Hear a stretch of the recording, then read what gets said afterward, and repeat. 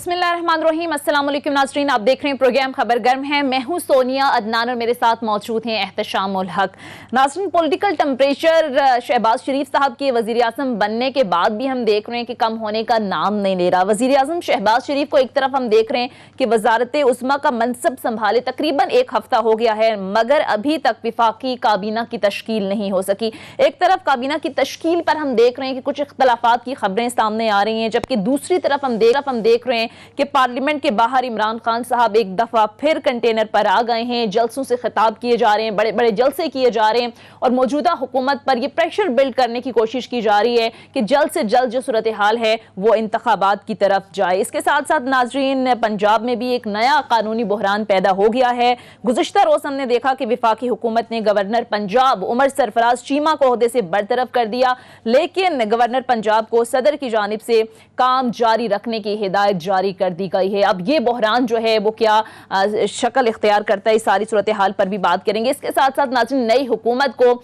आगे चैलेंजेस क्या होंगे। जिस तरह से अभी बात हुई कि अभी शहबाज शरीफ साहब को तमाम इत्तेहादी जमातों को साथ लेकर चलना एक बहुत बड़ा चैलेंज है, लेकिन सबसे पहले जो सबसे बड़ा और पहला चैलेंज है वो ज़ाहिर है काबीना की तश्कील है। इस पर बहुत ज़्यादा सवालात भी उठ रहे हैं कि क्या वजह है कि अभी तक चीज़ें सामने नहीं आई, जो चीज़ें हैं वो डिसाइड नहीं हो पा रही, क्या कोई इख्तलाफात हैं। दूसरी तरफ मौलाना फजलुर रहमान साहब की जानिब से जल्द इंतखाबात कराने का ऐलान किया गया है। अब ये स्ट्रैटेजी क्या है, इस पर भी बात करेंगे नाज़रीन। इसके साथ साथ साबिक वज़ीर आज़म इमरान खान साहब ने आज कुछ सहाफ़ियों से बात की है। उनकी जानिब से कहा गया है कि वही जो मौजूदा गवर्नमेंट है उनकी जानिब से जो इल्ज़ामात लगाए जा रहे हैं, तो शाखाना के हवाले से, फिर फराह खान के हवाले से उन्होंने कहा कि अगर किसी के पास ये जो इल्ज़ामात लगाए जा रहे हैं इस हवाले से सबूत हैं तो वो अदालत में लेकर जाएं। इसके साथ साथ अहम बात यह कि चीफ इलेक्शन कमिश्नर के हवाले से इमरान खान साहब ने कहा कि उनके खिलाफ रेफरेंस दायर करेंगे, रेफरेंस लाने का ऐलान किया गया है।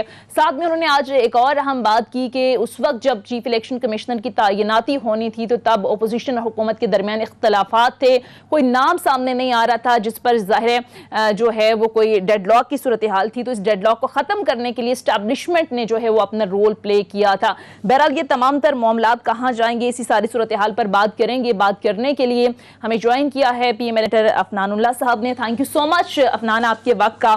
सबसे पहले तो जो बहुत ज़्यादा बात हो रही है, जिस पर बहुत ज़्यादा तनकीद भी हो रही है कि एक हफ्ता गुजर चुका है, क्या वजह है सर कि अभी तक जो विफाकी काबीना की तश्कील है वो नहीं हो पा रही, इस ताखीर की वजह क्या है? जी बिस्मिल्लाहिर्रहमानिर्रहीम। देखें, जो है वो कोएलिशन गवर्नमेंट है, उसके अंदर जो है वो काफ़ी सारी पॉलिटिकल पार्टीज हैं और फिर ये है कि हमें सोच समझ के इकदाम उठाने हैं। ये एक बड़ा अहम काम होता है इसकी फॉर्मेशन कैबिनेट की।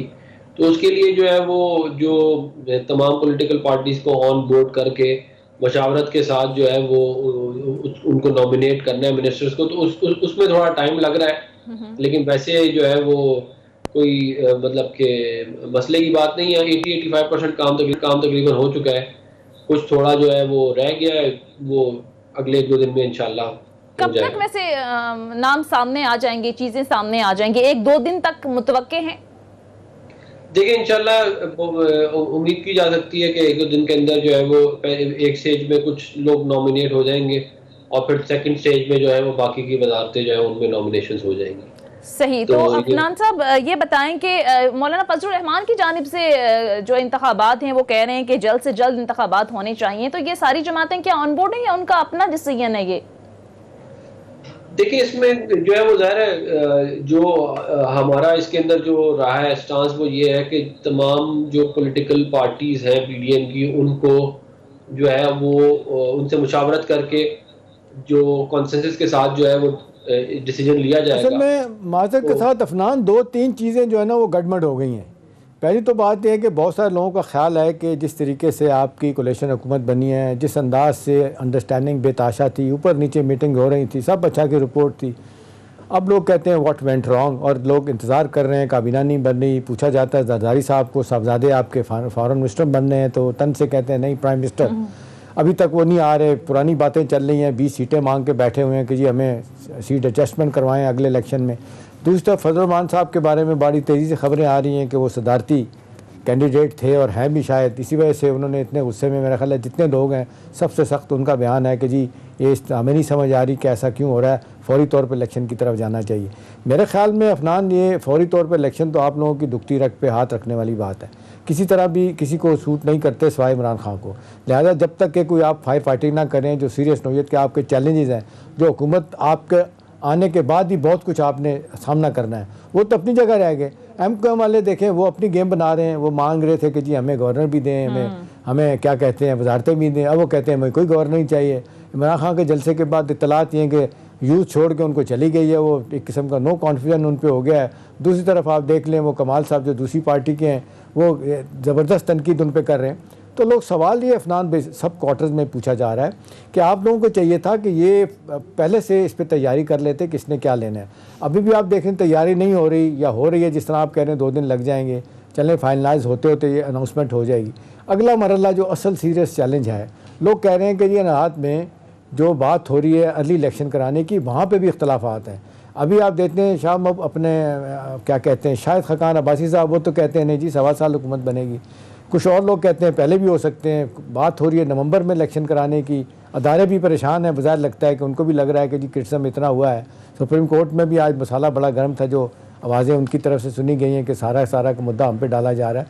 तो मेरा ख्याल है ये आप लोगों के लिए मेरा सवाल आपसे है कि ये बेहतर नहीं होगा कि जितनी जल्दी इलेक्शन में चले जाएँ, क्योंकि जितनी देर आप लगाएंगे प्रोसेस में इतनी अच्छा कुछ आपके लिए नहीं पड़ा हुआ, फिर नतीजा होगा लोग कहेंगे जी देखें अभी इख्तलाफात शुरू हो गए, लोग कह रहे हैं जी आते ही चीनी महंगी हो गई, आते ही जनाब देखें अपना बिजली की कीमतें बढ़ गई हैं, और अब भी तैयारी हो रही है, प्राइम मिनिस्टर साहब ने रोका हुआ है ऑयल प्राइसेस को बढ़ाने का। तो आपके पास फॉल बैक करने के लिए क्या है? देखिए, बात यह है कि जो डिसीजन है इलेक्शन में जाने का, वो कुछ रिफॉर्म्स किए बगैर इलेक्शन में तो हम नहीं जाएंगे। उनके अंदर इलेक्टोरल रिफॉर्म्स हैं, और इकोनॉमी को आप थोड़े स्टेबलाइजेशन वाले ट्रेजेक्टरी पे डाल के फिर हम इलेक्शन में जा सकते हैं। हमारा इनिशियल प्लान ये था कि हम इलेक्शन जो है वो 3-4 महीने बाद कॉल कर लेंगे, लेकिन ये फाइनल डिसीजन नहीं है। इसके ऊपर पार्टी के अंदर 2 राय मौजूद है। एक राय ये है कि जो है वो इसको टेन्योर को पूरा करना चाहिए, एक राय ये है कि हमें जो है वो जो रिफॉर्म्स का एजेंडा है उसको चंद महीनों में एग्जीक्यूट करके जितने 6-7-8 महीने लगते हैं या 4 महीने लगते हैं, और उसके बाद जो है वो इलेक्शन कॉल कर देनी चाहिए।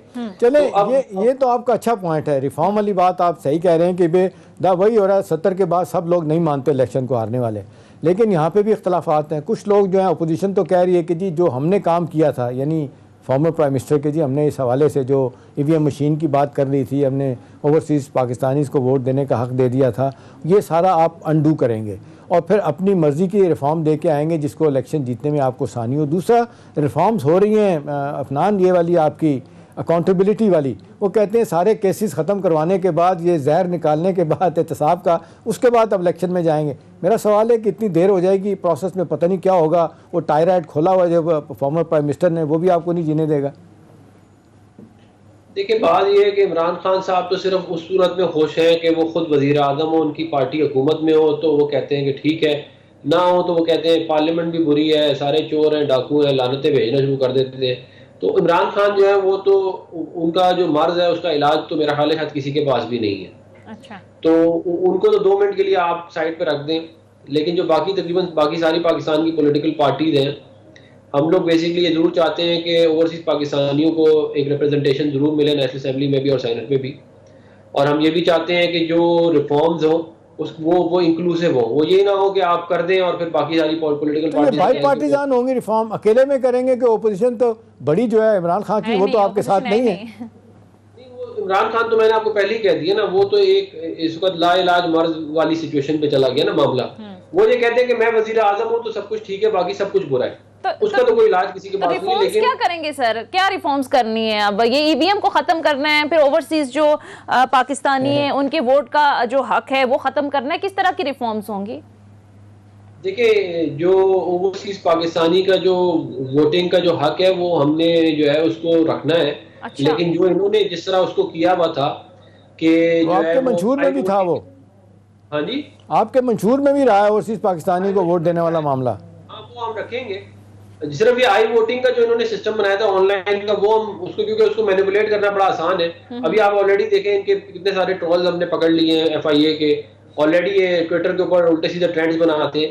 तो ये चाह रहे थे कि कोई इस तरह का सिस्टम जिसको ये मैनिपुलेट कर सके, तो वो हमने ऑलरेडी उसको जो है वो हमने काउंटर किया है। फिर EVM वाला मामला हमने ये कहा था कि आप बतदरीज करते हैं, एक साथ एक नहीं होता वो, तो अगर आप करने की कोशिश करें तो वो एग्जीक्यूट ही नहीं होगा, क्योंकि इलेक्शन कमीशन के पास ना रिसोर्सेज हो भी तो वो कंप्यूटर चिप अवेलेबल नहीं है, फिर ट्रेनिंग नहीं है, लॉजिस्टिक्स नहीं है। तो बात यह है कि हम जो इन्होंने उल्टे सीधे कवानीन बनाए उनको सीधा करेंगे, हम जो जिनकी जायज रिप्रेजेंटेशन है वो बंदों को करेंगे। भी सीधा करेंगे साथ साथ, हाँ जी, बंदों को भी साथ साथ सीधा करेंगे।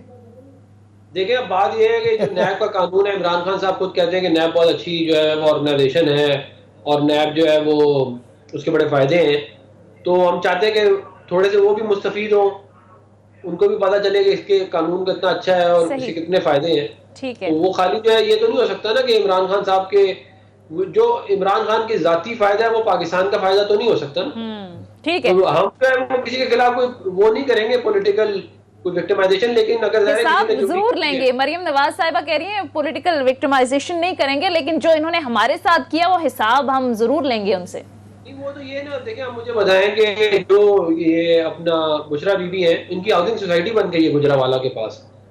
जो ये आपकी फराह खान है उनके पास दुबई में जो है वो billions and billions of rupees है। लेकिन इमरान खान साहब ने आज कुछ साफियों से बात की, इससे पहले वे जलसे में बात करते रहे, वो कह रहे हैं कि फराह खान के हवाले से अगर कोई सबूत है तो आप सामने लाएं, अदालतों में लेकर जाएं, प्रूफ करें। हम लेके जाएंगे, कोई अभी हफ्ता हुआ है हुकूमत आए हुए, तो ये तमाम चीजें अवाम के सामने जरूर रखेंगे कि देखें कैसे एक फैमिली जो है इमरान खान साहब की, उसने इतना पैसा बना लिया, तोशा खाना तक के डोर मैट नहीं छोड़े इन्होंने।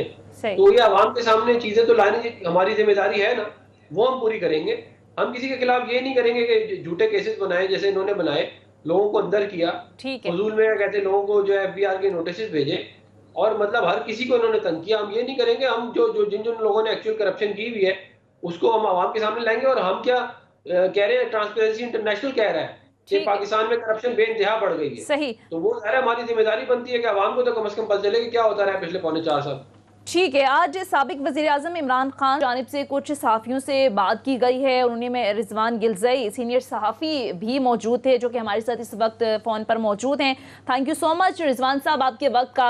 आप भी मौजूद थे। आज साबिक प्राइम मिनिस्टर ने सहाफ़ियों को बुलाया, क्या अहम बातचीत की? खबरें ये भी चल रही हैं कि चीफ इलेक्शन कमिश्नर के हवाले से भी उन्होंने कहा कि उनके खिलाफ हम रेफरेंस लेकर आएंगे। तो क्या अहम बातें हुई? जी बहुत शुक्रिया। इमरान खान ने आज बड़ी तफसीली मुलाकात की, कुछ साथियों को उन्होंने बुलाया था और बड़ी खुलकर उन्होंने दिल की बातें की। 3-4 चीजें थी जिस पर उन्होंने, एक तो election commissioner, chief election commissioner की तैनाती के हवाले से उन्होंने ये बताया कि ये तैनाती का तरीकाकार ही गलत है। हमेशा से अपोजिशन और हुकूमत के दरमियान डेडलॉक होता है और इसी तरह हुआ कि जब हमारी हुकूमत थी और अपोजिशन के दरमियान चीफ इलेक्शन कमिश्नर के नाम पर डेडलॉक हुआ, तो फिर जो मौजूदा चीफ इलेक्शन कमिश्नर हैं सिकंदर सुल्तान राजा, उनका नाम एस्टेब्लिशमेंट की तरफ से तजवीज़ किया गया और वो हमने फिर उसको कबूल कर लिया। तो उन्होंने ये बताया कि एस्टेब्लिशमेंट ने chief election commissioner Sikandar Sultan Raja का नाम तजवीज़ किया था। दूसरा, उन्होंने जस्टिस काजी फाइज ईसा के हवाले से जो रेफरेंस है उसके हवाले से बात की और उन्होंने कहा है कि यह रेफरेंस दायर नहीं करना चाहिए था।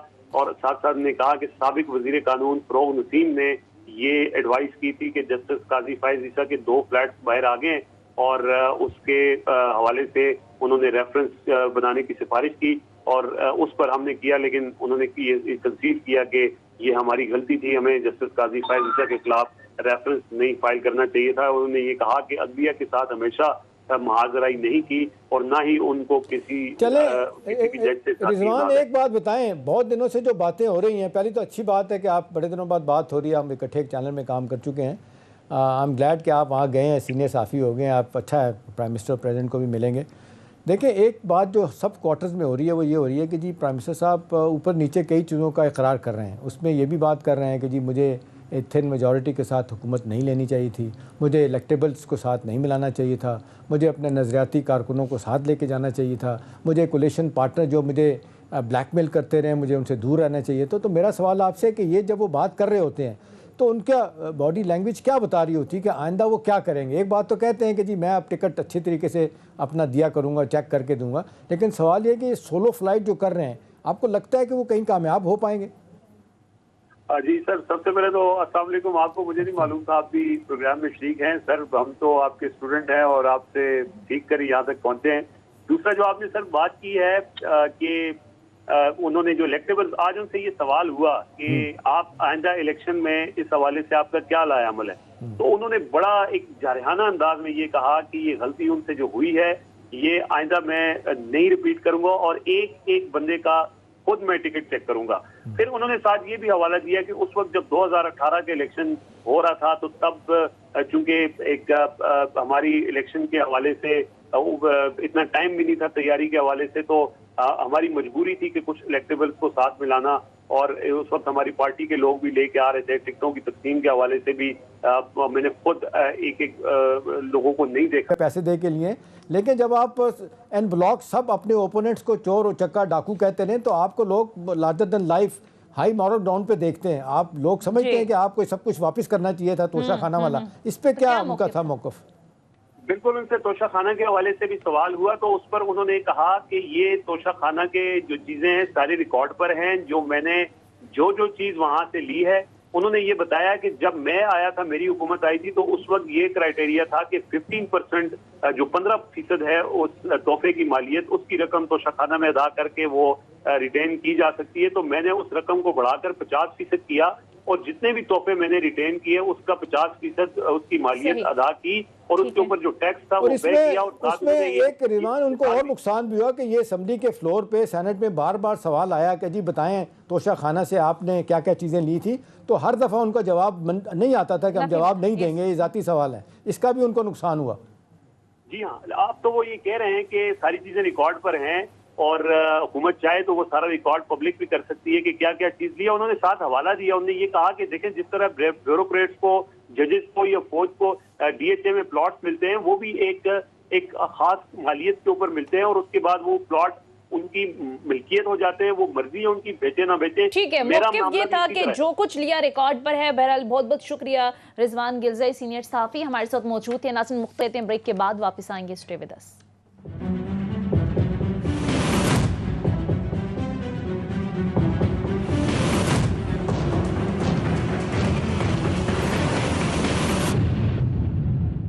ब्रेक के बाद खुशामदीद। अफनान, जिस तरह से अभी खबरें चल रही हैं कि पार्टी के अंदर, आपने भी अभी बात की कि दो आ रहे हैं, कुछ लोग कहते हैं कि जल्दी इलेक्शन की तरफ जाना चाहिए, कुछ लोग कहते हैं कि नहीं जाना चाहिए, तो क्यों नहीं जल्दी जाना चाहिए? क्या कोई खतरा है? इमरान खान साहब जिस तरह से बड़े बड़े जलसे जुलूस कर रहे हैं, ये जो एहतजाजी तहरीक स्टार्ट की हुई है, ये जो पूरा एक नैरेटिव लेकर चल रहे हैं, आपको लगता है कि वो पब्लिक में बाय हो रहा है, ये वजह है?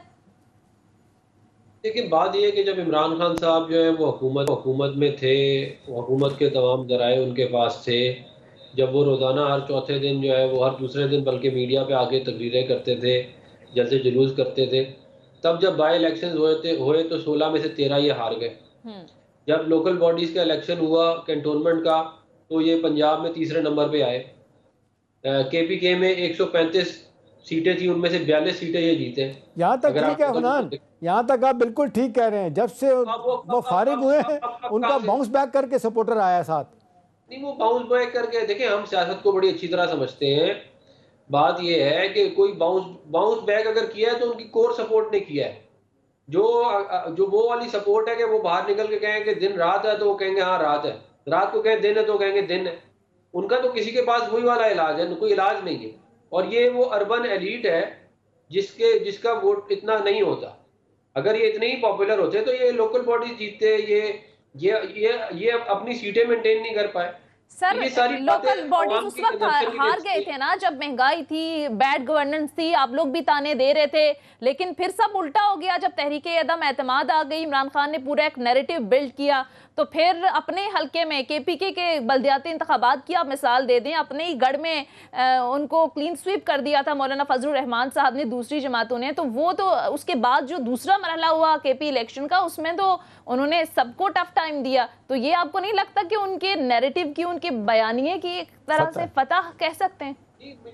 मुझे आप बताएं ना, ये वही वाला नैरेटिव है कि आप KP का इलेक्शन आप हार भी जाओ तो आपको हम जीत गए, भाई बात ये है कि 135 सीटें हैं लोकल बॉडीज की, ठीक है ना, 42 ये जीते हैं, 31 जो है वो मौलाना फजलुर रहमान जीते हैं, ठीक है ना। अगर पीडीएम की जमातें मिला ले तो उन्होंने इनसे बहुत ज्यादा सीटें जीती हैं, केपीके में भी जो इनका गढ़ है आज भी।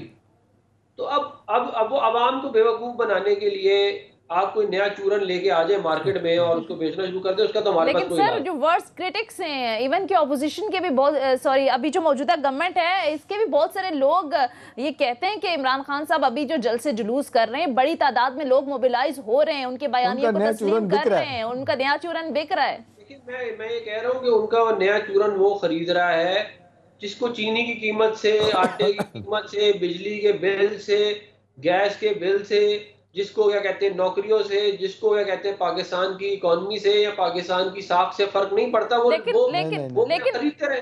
नहीं मेरा ख्याल अफनान यहाँ थोड़ी सी आप जाती करें। देखें जितने बड़े जलसे जुलूस हैं, आम आदमी निकला है, आम आदमी कई लोगों के इंटरव्यूज़ आपने सुने, मैंने सुने, वो कहते जी महंगाई है, कमर तोड़ दी है, बड़ी मुश्किलात हैं, बहुत बुरा हुआ, और क्रिटिसाइज़ भी करते रहे, लेकिन साथ कहते हैं कि जी ये कोई तरीका नहीं है कि जी जिस साजिश करके जिस तरीके से उनको निकाला गया है, एक आनेस्ट आदमी है, ठीक है उसने डिलीवरी नहीं दी, लेकिन हमारे लिए एक्सेप्टेबल नहीं है। इसमें वो आम आदमी भी, मिडिल क्लास और लोअर मिडिल क्लास और कॉमनर वो भी शामिल है, ये खाली एलीट वाले वो बर्गर फैमिली नहीं है। मैं आपको बता दूं कि देखें ये my word against your word वाली बात है। इसका फैसला जो है वो किसी दिन इलेक्शनों में ही हो सकता है। हम ये समझते हैं कि ये सिर्फ नैरेटिव है, ये ट्विटर की और फेसबुक की जंग जो तो ये सर आप इस लड़ नैरेटिव को खत्म क्यों नहीं कर देते? शहबाज शरीफ साहब जिस दिन प्राइम मिनिस्टर बने, फ्लोर ऑफ द हाउस खड़े होकर उन्होंने कहा था कि हम इसकी इन्वेस्टिगेशन कराएंगे, इन कैमरा इजलास बुलाएंगे, जितना आप ताखीर करेंगे उसका फायदा अल्टीमेटली तो इमरान खान साहब को होगा। तो लाएं, कमीशन बनाएं, इंक्वायरी करें, दूध का दूध पानी का पानी हो जाए, ये चूरन जो बेच रहे हैं ना बिके। वो दूध का दूध और पानी का पानी तो वो DGISPR ने कर दिया है ना। देखिए मैं ना मानूंगा वो कह रहे साजिश मुदाखलत एक चीज है, वो जो PTI के सपोर्टर्स हैं, तो आप क्लियर कर दें ना चीजों को। मेरी गुजारिश है, आप सुन लेना एक मिनट। दुनिया में हर चीज का इलाज है, मैं ना मानूंगा कोई इलाज नहीं है। आप कहें मैंने मानना ही नहीं है, आप जो मर्जी कर ले, तो हम क्या कर लेंगे भाई? एक बंदा, और साजिश और मुदाखलत में आप अंग्रेजी की ऑक्सफोर्ड की डिक्शनरी जाके खोल लें। कॉन्स्पिरेसी की डेफिनेशन ये है कि it's a secret illegal plan. बिल्कुल, इंटरवेंशन जो है वो ना सीक्रेट होती है ना वो इलीगल होती है, ये इसकी डेफिनेशन है, आप जाके देख लें। लेकिन अगर किसी ने नहीं मानना तो उसका कोई इलाज नहीं है। आप इन्वेस्टिगेट करा लें ना अफनान साहब, इन कैमरा इजलास बुला लें। मेरी गुजारिश, मैं आपके खिलाफ साजिश करता हूँ, मैं आपको कॉल करके बताऊंगा कि मैं आपके खिलाफ साजिश कर रहा हूँ? मैं आपको थोड़ी बताऊंगा कि आपके खिलाफ साजिश हो रही है भाई। मैं तो चुप करके वारदात डालूंगा। ये सारा वो मैं आपको, जैसे मैंने पहले कहा कि देखें हम जुडिशल कमीशन भी बना देंगे, तो अभी जो 5 बेंच वाले जजेस ने फैसला दिया उसको तो ये मान नहीं रहे, तकरीरों में खड़ा होकर उस पर तनकीद कर रहे हैं, तो वो जुडिशल कमीशन को भी नहीं मानेंगे। भाई बात ये है कि अगर वो अपना ये चूरन निकाल देंगे तो फिर वो क्या बेचें आवाम को? नुकसान तो आपको हो रहा है ना अफनान साहब। चलें अफनान, आपकी बात ठीक है, वो अपना चूरन बेच रहे हैं, नुकसान किसको होगा नहीं होगा, लेकिन आप अब जो आपकी हुकूमत कोलिशन पार्टनर चूरन बेचना चाह रहे हैं, आपके पास भी बड़ा कम वक्त है। अभी आप जिस अंदाज से अगर ये पॉलिटिकल फायर फाइटिंग आप करते रहे, बयानात देते रहे कि जी कमीशन बनाते हैं, नहीं बनाते, आज बनाते हैं, कल बनाते हैं, तोशा खाना है, फरा खान है, ये अपनी जगह। असल सवाल जो है, लोग कहते हैं आपको इस तवज्जो से हटाया जा रहा है। इस वक्त कितनी इकानमी की सूरत हाल कितनी ख़राब है। अभी देख लें, वर्चुअली आपके जैसे सो कॉल्ड हमारे $10 बिलियन के रिजर्व्स हैं अपने स्टेट बैंक के, और $6 बिलियन जो कमर्शियल बैंक्स के हैं उसको भी शामिल करते हैं, $16 बिलियन। लेकिन देखा जाए तो $10 बिलियन में अफनान $4 बिलियन जो है ना वो चाइना के रखे हुए हैं, 3 बिलियन सऊदी अरब के हैं, $2 बिलियन UAE के हैं, $500 मिलियन कतर के हैं। उस लिहाज से देखा जाए तो सिर्फ $1.5 बिलियन हमारे पास हैं। अगर ये $10 बिलियन भी हों तो 2 हफ्तों की इंपोर्ट के लिए कम है, तो 1.5 हफ्ता, ये तो बड़ी ख़तरनाक सूरत है। आप देख लें डिफ़ॉल्ट करके श्रीलंका $50 बिलियन का एक्सटर्नल लोन है उनका, इस तरफ तवज्जो दी जा रही। अच्छी बात जो आपकी हुई है वो मैं मानता हूँ कि जिस तेज़ी के साथ, सूरत के साथ, IMF का साथ रब्ता कायम किया गया, बहुत अच्छी बात है। अब लोग कहते हैं असल टेस्ट ये है कि जो हार्श कंडीशनैलिटीज़ हैं उनकी शराइत को नरम किया जाएगा। ये जो प्रोग्राम सस्पेंड हुआ है फौरी तौर पे $1 बिलियन चाहिए हमें, वो कैसे होगा? बाय द वे हमें इस साल जून तक $9 बिलियन चाहिए। $9 बिलियन में से भी हमें $3 बिलियन जो है वो लोन वापस करना है, और अगले साल के लिए हमें $20 बिलियन चाहिए अगला मामला चलाने के लिए। तो ये बड़ी खौफनाक सूरत हाल है, इससे कैसे निकलेंगे आप लोग? देखिए, हम हमारे जो इकोनॉमिक मैनेजर्स हैं, जो वो सारे के सारे दिन रात काम कर रहे हैं। डार साहब भी इस पे काम कर रहे हैं, मिफ्ता साहब कर रहे हैं, आयशा गौस पाशा साहिबा कर रही हैं। हम ये समझते हैं कि हम अपने जो हमारे पार्टनर्स हैं, चाइना में, टर्की में, यूएई में, सऊदीया में, उनको हमने एंगेज किया हुआ है और हम ये समझते हैं कि हम इसको मैनेज कर लेंगे सिचुएशन को। हमने पहले, जब हमें हुकूमत 2013 में मिली थी, तो फॉरेन एक्सचेंज रिजर्व जो थे वो $6 बिलियन के थे। जब हमारी हुकूमत गई तो हम तकरीबन कोई $11 बिलियन के छोड़ के गए थे। तो और वो भी अगर एंड में डिस्टेबिलिटी ना होती तो इससे ज़्यादा ही छोड़ के जाते। तो अब बात ये है कि इंशाल्लाह हम इस पे काफ़ी कॉन्फिडेंट हैं कि ना खाली हम इसको मैनेज कर लेंगे, बल्कि हम अगले 1 डेढ़ साल में अपनी डिलीवरी भी कुछ ना कुछ करके दिखाएंगे अवाम को। तो उसको सामने रखते हुए इंशाल्लाह हम अपना काम कर रहे हैं। इस हवाले से जो अहम बात हो रही है वो है कि IMF के प्रोग्राम में शामिल होने के बाद अफनान वो कहते हैं एक किस्म का clean bill of health to the economy मिल जाता है। फिर आप बॉन्ड मार्केट में भी जा सकते हैं, world bank, Asian development bank, आपके अपना क्या कहते हैं, ये दो तरफ़ा दो मुज़ाकरात जो दो मुल्कों के साथ बायलैटरल क्रेडिट देने वाले ममालिक होते हैं वो भी सामने आ जाते हैं। इसी तरह से प्राइवेट इन्वेस्टर भी आ जाता है। तो ये अगर हो जाता है तो ये बहुत बड़ी जिसको कहते हैं कामयाबी हो सकती है आप लोगों के लिए। इंशाल्लाह हम पूरी कोशिश कर रहे हैं कि IMF से हमारी एक इनिशियल आज मीटिंग भी हो रही है। मिफ्ता साहब उसको कर रहे हैं लीड, और हम काफ़ी कॉन्फिडेंट हैं कि हम IMF को भी ऑन बोर्ड कर लेंगे और ये जो बैलेंस ऑफ पेमेंट का क्राइसिस है इसको हम ओवरकम करेंगे, और साथ साथ हम कुछ ना कुछ डिलीवर भी करेंगे आवाम को, महंगाई के फ्रंट के ऊपर भी और डेवलपमेंट के फ्रंट के ऊपर भी। अच्छा, बाय द वे महंगाई के फ्रंट पे क्या करेंगे अफनान? 14% महंगाई है। अभी आप देख लें, बिजली आपने 5 रुपये 4 रुपये 85 पैसे बढ़ा दी है। पेट्रोलियम प्राइसेस को प्राइम मिनिस्टर ने, शहबाज साहब ने फ़िलहाल रोक दिया है। अब कहा जा रहा है कि जो समरी तैयार की जा रही है अगले उसके लिए वो 50 रुपये पर लीटर की होगी। तो ये तो तकरीबन 180-85 पे चला जाएगा अपना क्या कहते हैं लीटर। तो ये नहीं समझते कि पेट्रोल की प्राइस बढ़ने का मतलब है हर चीज़ की प्राइस बढ़ जाएगी, और रिलीफ देना तो बाद में है। फिर वही जो शिकायतें उनके साथ थी कि जी महंगाई कंट्रोल नहीं कर पाए, वो आपके ज़िम्मे पड़ जाएंगी सारी चीज़ें। देखिए, हमने 2013 से 2018 तक 4% महंगाई पे रखी, 4% रखी थी महंगाई एवरेज, अगर आप निकाल के स्टैट चेक कर लें। इस महंगाई का ताल्लुक जो है वो 3-4 चीज़ों से होता है। एक आपका फिस्कल डेफिसिट है, एक आपका क्या कहते हैं प्राइस कंट्रोल अथॉरिटीज़ है, और फिर जो आपने सारे लोन लिए हुए उसके हिसाब से आपने रीपेमेंट करनी है। अब बात यह है कि अगर आपकी इकोनॉमिक मैनेजमेंट अच्छी हो तो आप अपने फिस्कल डेफिसिट को मेंटेन करते हैं, आप पैसा कम प्रिंट करते हैं, उसकी वजह से उसका इम्पैक्ट कम आता है। फिर अगर आपके फाइनेंशियल मैनेजर्स अच्छे हो तो फिर कोई भी चीज़ किसी कमी हो जाए, ज़्यादती हो जाए, आप उसको भी मेंटेन करते हैं। प्राइस कंट्रोल अथॉरिटीज़ को भी आप इफेक्टिवली चलाते हैं। अब मिसाल के तौर पर डार साहब ने भी बताया कि आलू कार्टेल ने बना के स्टोर कर लिया था, तो हमने इम्पोर्ट खोल दी, सस्ती कर दी, ड्यूटी हटा दी, ऑटोमेटिकली आलू की प्राइस नीचे आ गई। इसी तरह आपको याद होगा जब हमारी हुकूमत गई तो हमने आटा और चीनी जो है उसको अच्छा स्टोर रखा हुआ था, इन्होंने आगे उसको एक्सपोर्ट कर दिया। बाद में उसके बाद ना आटे की कीमत संभली है ना चीनी की। तो हमें कुछ महीने लगेंगे, लेकिन इंशाल्लाह आप देखेंगे कि आपको वादे फर्क नजर आएगा। सही, ठीक है, मुख्तसर ब्रेक लेते हैं। ब्रेक के बाद अफनान साहब से गुफ्तगू का सिलसिला जारी रहेगा। Stay with us.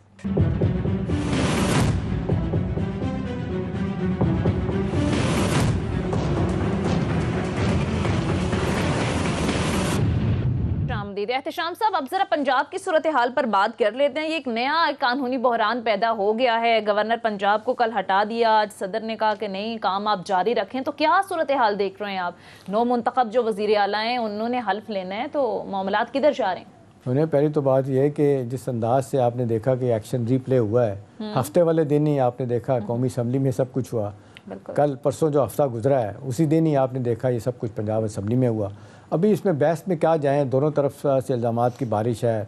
जो परवेज़ लाई के लोग हैं वो कहते हैं मुझे गुंडों ने मारा, बाकियों ने मारा, और दूसरी तरफ से कहा जा रहा है इन्होंने गुंडे, बल्कि टीवी भी दिखाए उन्होंने कि किस तरीके से गुजरात से लोगों को लाया गया था। अब सवाल यह है कि ये आइनी बुरहान की तरफ जा रहे हैं सब तरफ से।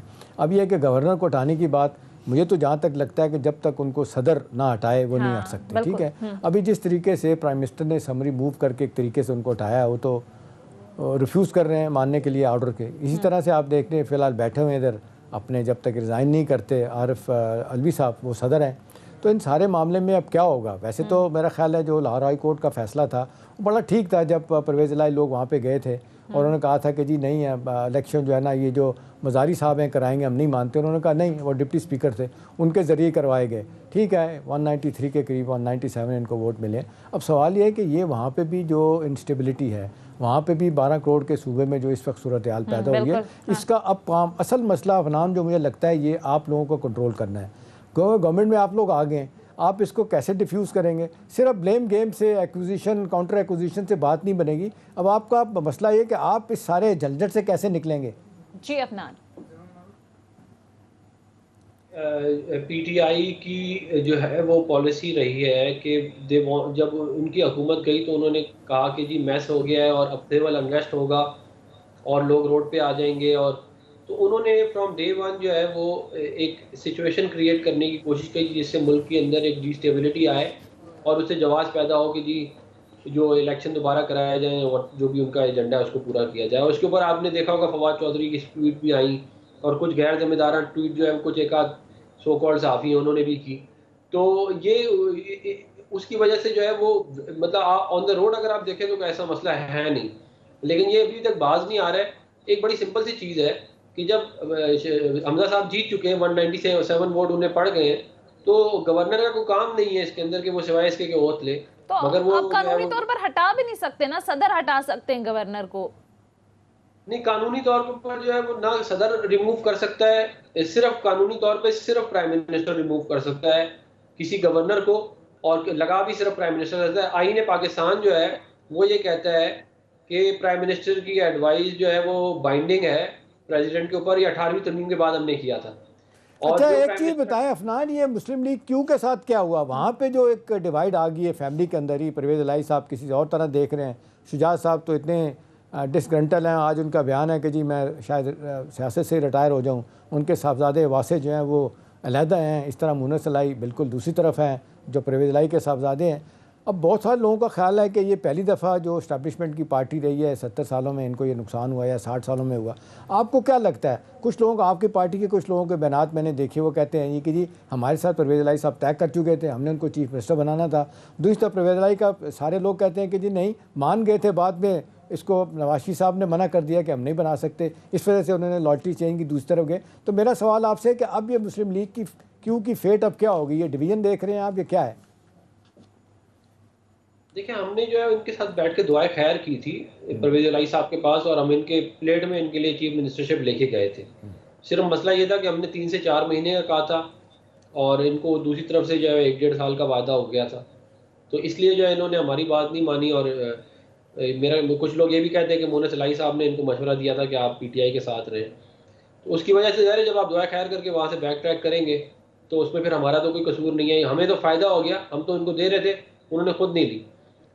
जो बात आप रह गए कि काफ लीग का मुस्तकबिल क्या है, देखें मैं ये समझता हूँ कि काफ लीग जो है वो चौधरी शुजात साहब जो हैं ज़हूर इलाही साहब के बेटे हैं और उनका जो है वो बड़ा वो सदर भी हैं काफ लीग के, लेकिन उनकी फैमिली को जो है वो एक तरह से साइडलाइन किया गया है।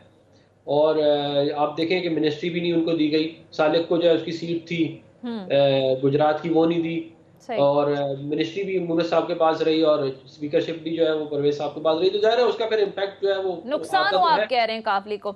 अच्छा अफनान साहब, इस वक्त जाहिर है चैलेंजेस बहुत ज़्यादा हैं शहबाज शरीफ साहब के लिए, चाहे मुआशी फ्रंट पर हों, सियासी या खारजा हवाले से अगर हम बात करें तो सियासी इस्तेहकाम जाहिर है जुड़ा होता है मुआशी इस्तेहकाम से। अगर सियासी इस्तेहकाम होगा तो मुआशी इस्तेहकाम होगा, लेकिन इमरान खान साहब कंटेनर पर हैं, सड़कों पर हैं, जलसे जुलूस कर रहे हैं, फिर ईद के बाद लॉन्ग मार्च का भी इंदिया दे दिया गया है, तो इस सारी सूरत हाल में कैसे डिलीवर कर पाएंगे आप? आपको लगता है कि ये काउंटर करना मुश्किल हो जाएगा आपके लिए? नहीं, देखिए मेरा ये ख्याल है कि हमें जो है वो ये जलसे वगैरह करते रहे, इनका जो है वो जमहूरी राइट है। हाँ। और जहाँ भी करना चाहें इनको हम फैसिलिटेट करेंगे। हम ये हरकतें नहीं करेंगे जो ये कर रहे हैं कि जी गवर्नर से कहें कि वो ना ले हो, तो और सदर जो है, हालांकि वो सदर जो है किसी पार्टी का नहीं होता, वो तो स्टेट का होता है, वो इस तरह की हरकतें करें, हम इस तरह की नहीं करेंगे। लेकिन हम ये ज़रूर बता रहे हैं कि जो हमारी एक पॉलिसी रही थी पीटीआई से रिलेटेड कि हम चाहते थे कि इनको अकोमोडेट करें और इनको जो है मेन स्ट्रीम में लाएं, वो हमने चेंज कर दी है। अब जो इनका बिहेवियर, अगर ये बदतमीज़ाना बिहेवियर या गाली गलौज या ये इस तरह का करेंगे तो फिर इसका रिएक्शन जरूर आएगा। ठीक है, रिएक्शन जरूर आएगा। बहरहाल प्रोग्राम का वक्त खत्म हो चुका है। बहुत बहुत शुक्रिया सीनियर रहनुमा मुस्लिम लीग नून सेनेटर अफनान हमारे साथ प्रोग्राम में मौजूद थे। नाज़रीन, ये था हमारा आज का प्रोग्राम। फीडबैक जरूर दीजिएगा। अगले प्रोग्राम तक इजाजत दीजिए। खुदा हाफिज।